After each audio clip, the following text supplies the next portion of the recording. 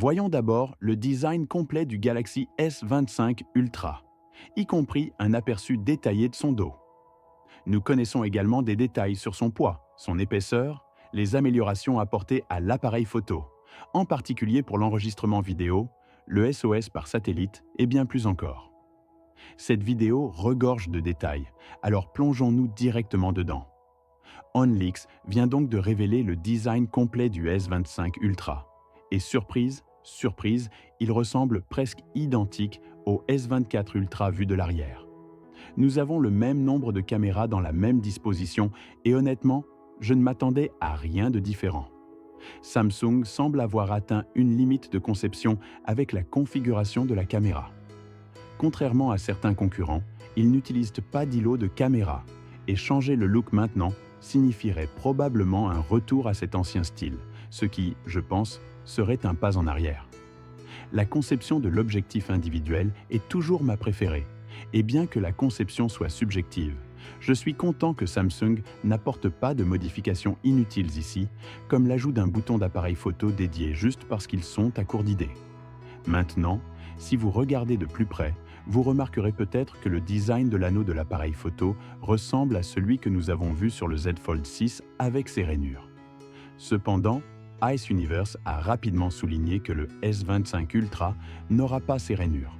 Au lieu de cela, il conservera un aspect similaire au S24 Ultra, donc pas de grand changement ici. Alors, qu'est-ce qui est réellement différent ?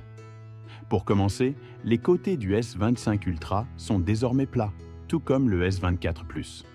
Bien que le dos soit légèrement incurvé comme on le voit dans ses rendus, OnLeaks n'a pas mis en évidence ce changement.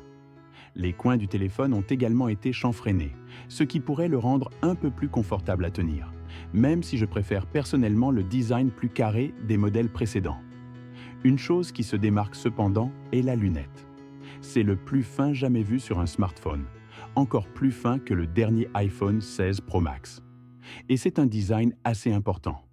Dans l'ensemble, le S25 Ultra ressemble toujours beaucoup à un appareil Galaxy Note, et en tant que fan de Note, c'est un énorme avantage pour moi. Parlons maintenant de la vidéo.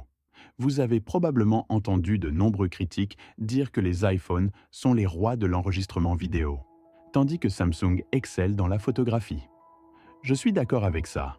Les iPhones ont eu un léger avantage en termes de qualité vidéo, mais le Galaxy S25 Ultra pourrait bien changer cela. Ice Universe affirme que l'enregistrement vidéo sur le S25 Ultra a été considérablement amélioré.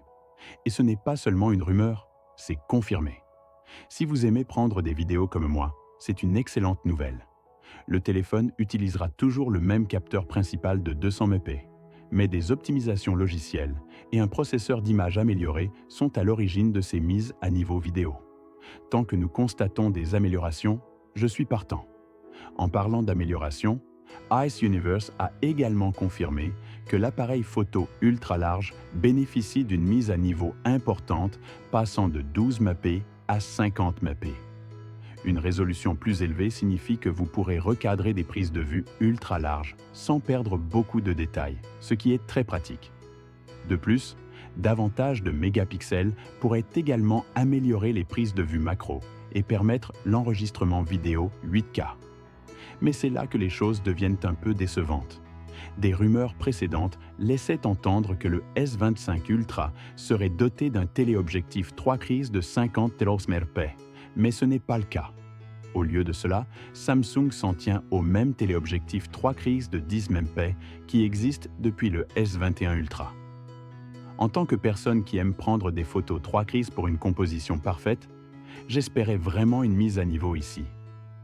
Une résolution plus élevée aurait permis d'obtenir des portraits plus détaillés et une meilleure qualité d'image globale avec un zoom 3 crises.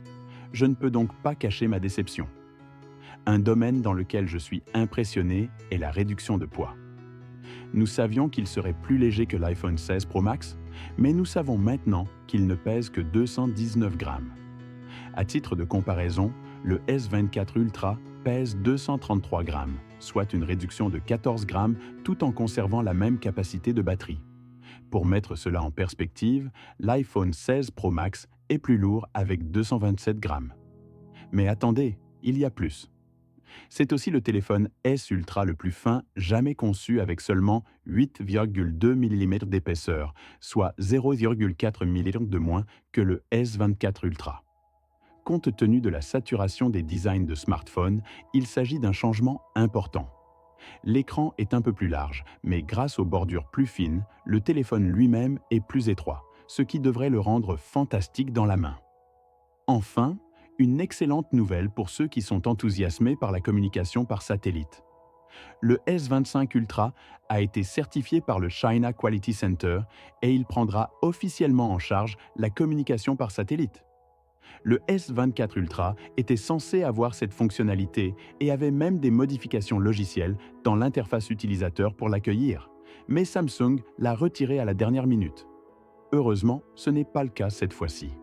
Comme l'implémentation de Google sur le Pixel 9, cette fonctionnalité sera probablement réservée aux urgences uniquement sans communication bidirectionnelle, ce qui est un peu décevant.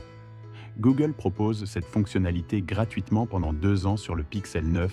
Il sera donc intéressant de voir si Samsung fait quelque chose de similaire. Maintenant, si vous avez le S24 Ultra, vous devriez obtenir la mise à jour logicielle One UI 6.1.1. Et j'ai réalisé une vidéo couvrant les 24 nouvelles fonctionnalités dont vous bénéficiez avec cette mise à jour. Merci d'avoir regardé avec Smart Tech